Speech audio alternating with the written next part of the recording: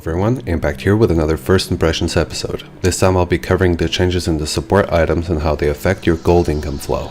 I won't be talking about either the trinkets or the new vision system, as I'll be approaching those subjects in a future video. Remember that the changes I'll be talking about aren't 100% final for now, so they may change a bit in the future. First of all, let's talk about new gold items. Cage's Lucky Pick's new prerequisite item is Cage's Pick. It allows you to actually get your gold income flowing earlier than before, since it already has some of the stats that Cage's Lucky Pick will give you. 10 ability power, 3 mana regen per 10 seconds, and 2 gold per 10 seconds. It also gives you 4 gold every time you auto attack an enemy, with a cooldown of 10 seconds. When you upgrade it to Cage's Lucky Pick, the AP will be doubled to plus 20, you'll get 7 mana regen per 10 seconds, and plus 4 gold per 10 seconds. Every basic attack you land on an enemy will grant you 8 gold instead of 4, and you will still have a 10-second cooldown. Remember that by killing a minion, this passive will be disabled for 10 seconds. And then we have the Philosopher's Stone. The new prerequisite item is Philosopher's Pebble. It will give you 5 health regen per 5 seconds, 3 mana regen per 5 seconds, and it will give you 2 gold every time a minion near you dies. Remember that this won't work if you're the one last hitting the minions. When you upgrade it, your Philosopher's Stone will give you plus 8 HP regen per 5 seconds, plus 11 mana regen per 5 seconds, plus 2 gold per 10 seconds, and 4 gold each time a nearby enemy minion dies.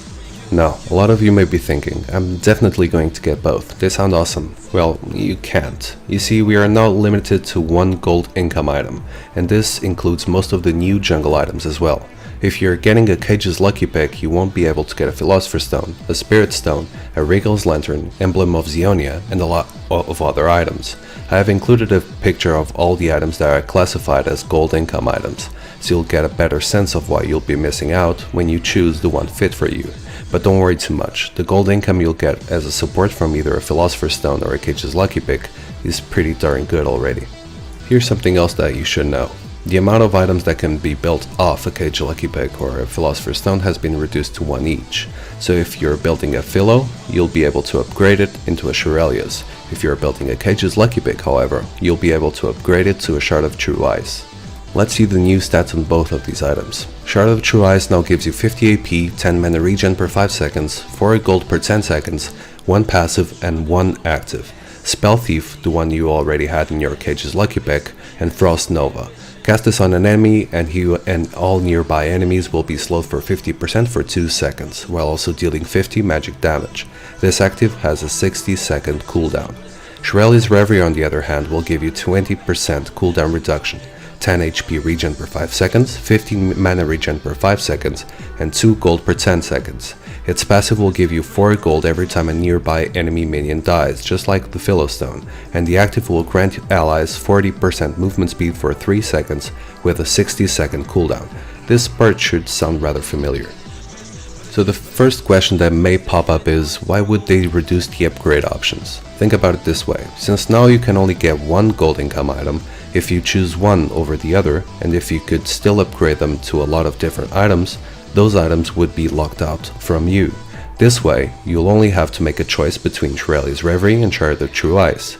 All of the remaining locked down items are more fit for junglers anyway, and you'll be able to spend your new increased gold income in more expensive options. So how do we choose between one item and the other? Let's say we're picking the extra starting gold mastery so we can get 2 wards in either the Pebble or the Pick. If we spend the wards on the river, we'll be somewhat safe if the enemy doesn't clear them for 6 minutes. Every 30 seconds a new minion wave will spawn with 6 minions, and every 3 waves there will be 7 minions because of the cannon creep. I'm not counting the time that it takes for minions to spawn from the beginning of the match either. Think of this as minutes 2 to 8 of the laning phase. 76 minions will die near you during that time, so let's do the math. Philosopher's Pebble will give you 2 times 76 gold, which equals 152 gold. Cage's Pick on the other hand will give you 2 gold per 10, which equals 72 gold. Let's also say that you'll attack an enemy every 10 seconds. This will give you 144 gold, which will result in a total of 216 gold. Now let's upgrade the items and do the math again. Philosopher's Stone GP10 will give you 72 gold and the Harvest passive will give you 4 times 76 gold, which equals 304. Add it up and you'll have 376 extra gold. Cage's Lucky Pick GP10 will give you 144 gold, and if you hit a target every 10 seconds, the Spell Thief passive will give you 288 gold. The total amount of gold gained in this situation is 432. At first glance, Cage's Pick and Lucky Pick are the better options gold-wise, but hitting a target every 10 seconds can become rather difficult or pretty damn near impossible. It pretty much comes down to the champions you're playing with as well. As you may have noticed, a lot of standard supports utility now scales with AP, like Lulu's Whimsy movement speed or DED granted by Janna's Eye of the Storm. Cage's Lucky Pick can really help in that regard. Shard of the True Ice may also be a lot of help on AoE comps because of the AoE slow. On the other hand, you may want the extra HP regen or Shirelli's Reveries active for your team, so Philosopher's Stone may be the better option. The last thing you should consider is the champion's basic stats. The most important one is basic attack range. How far away can you be from your enemies and still attack them? Annie and Lulu are remarkable in this scenario, for instance, so picking Cage's Lucky Pick on supports like them could be the better option. On the other hand, if you're planning on not being too aggressive, or if your range isn't that good, picking Philosopher's Stone could help you out further in the long run. The reason why I'm actually laying out my thought process is not to restrict your own. I merely wish to highlight a few things that I think are rather important when picking your first items. And yeah, I do think that buying either the Pebble or the Pick at level 1 is a good idea, especially since you won't be able to carry more than 3 wards. You will still be able to buy 2 stealth wards along with your starting item, or you can also try going for potions and wards and a pink. Just remember that your gold income flow won't speed up by a lot until you actually invest on those items, and sometimes the sooner the better. Getting a ruby sightstone is pretty much mandatory as well. You'll have increased HP and you'll have all the wards you'll need. If you're thinking about getting sightstone and some extra rewards, let me give you the following heads up. The cap is still there. If for example you place 3 normal wards and then try placing a sightstone ward, the first ward you place will disappear just like with the current sightstone wards. After you get your gold item or even upgrade it to Shirelli's or Shard of True Ice, and after you have your boots and ruby sightstone, you'll be able to pick your next items. And yeah, you'll have to think about them since you'll have a lot more gold at your disposal than you do right now. There are a lot of items that you can consider at this point, and a lot of them aren't really in reach of a Season 3 support. If you're looking for AP to scale your abilities with, consider Twin Shadows, Shard of True Ice, Will of the Ancients, or even Abyssal Scepter. Want to engage with Fiddlesticks or Annie and help out with some extra damage, you may want to consider Zhonya's Hourglass and Morellonomicon as well in that case. If you're playing Leona or Tarek, who scale really well with armor, then you may want to consider Aegis of the Legion, Locket of the Iron Solari, Randwind's Omen, or even Frozen Heart. Want to go for some extra utility for your team? Mikhail's Crucible is still a really good item, just like Zeke's Herald, and they're cheaper.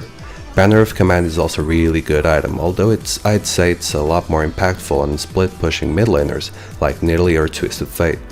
There seem to be a lot more options for us support players in our near future. The role itself will probably become a lot more versatile.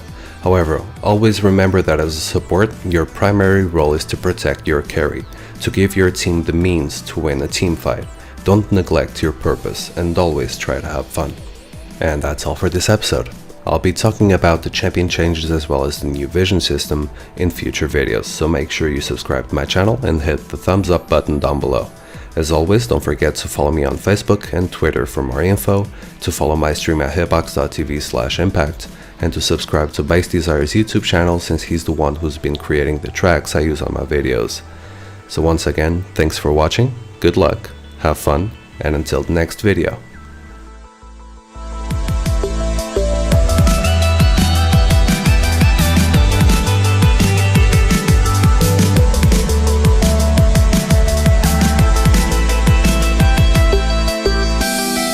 Welcome back.